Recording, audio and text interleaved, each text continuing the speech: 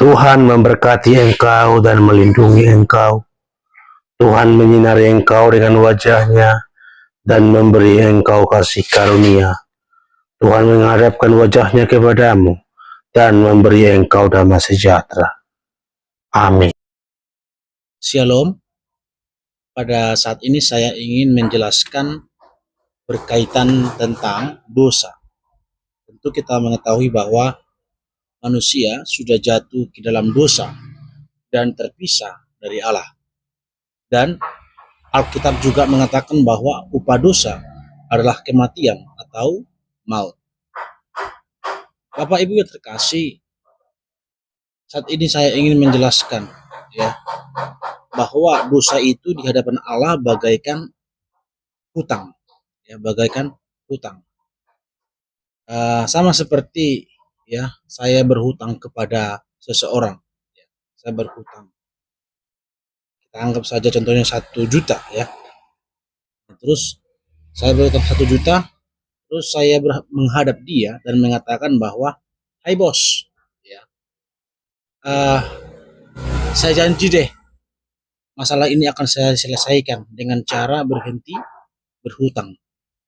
Jadi dalam pemikiran saya sampaikan kepada bos itu bahwa cara yang saya lakukan untuk menyelesaikan masalah itu, yaitu masalah hutang itu adalah dengan cara berhenti berhutang atau saya tidak berhutang lagi, kan begitu.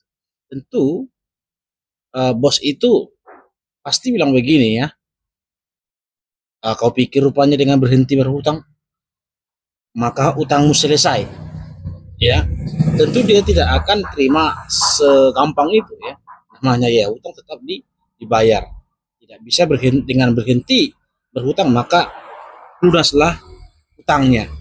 Nah, demikian juga halnya dengan dosa, seperti yang tadi saya katakan bahwa dosa itu bagaikan hutang di hadapan Allah yang dimana itu harus dibayar. Kita berhutang kepada Allah, berhutang kepada Allah sehingga hutang ini harus dibayar. Hutang itu apa? Yaitu dosa, dimana kita sudah berdosa.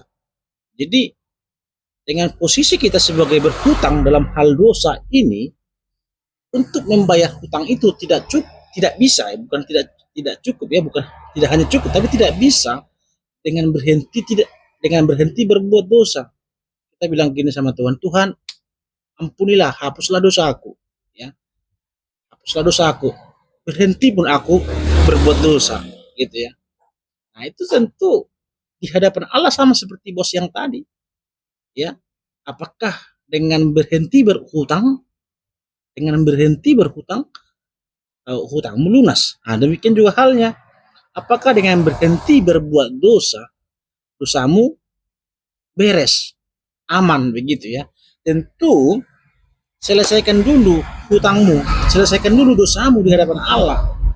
Nah, dari perspektif Allah untuk menyelesaikan dosa itu bukanlah dengan berbuat baik, Dari perspektif Allah, untuk menyelesaikan dosa itu harus ada yang dikorbankan. Makanya dalam perjanjian lama kita melihat bahwa ketika bangsa Israel berbuat dosa, dia persembahkan binatang. Mereka persembahkan binatang, orang Israel persembahkan binatang, dan darahnya itulah yang akan menjadi simbol pengampunan dosa. Nah, jadi jelas dalam perjanjian lama sudah demikian, dan itulah standar dan ketetapan dari Allah. Jadi bagi Allah untuk membayar hutang itu harus melalui korban darah, Nah, demikian juga halnya dalam perjanjian baru, kan darah binatang itu tentu tidak bisa, itu hanya simbolik, tidak cukuplah sebenarnya darah binatang, tapi itu menjadi lambang atau simbol kepada darah yang sesungguhnya, itu darah Yesus, yang dimana dengan kematian Yesus dan darah Yesus itulah yang membayar utang kita, darah Yesus. Nah, kembali pada teks ini, pembahasan ini, Bapak Ibu, saya ingin mengasih tahu bahwa hanya melalui darah Yesuslah hutang kita di hadapan Allah itu terbayar. Ya, sama seperti tadi yang berhutang itu, harus dibayar dulu hutang itu. Kalau kau tidak sanggup berarti harus ada juru selamat lah, kira-kira begitu. Orang kaya lah yang bisa membantu kau. Nah, demikian juga halnya hubungan kita di hadapan Allah, bahwa kita tidak sanggup membayar hutang itu, ya, tidak sanggup membayar hutang itu. Makanya ada juru selamat.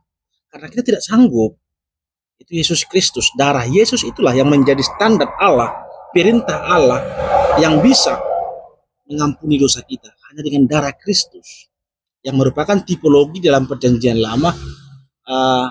Darah binatang tadi itu sudah menjadi standar Allah, itu ketetapan Allah.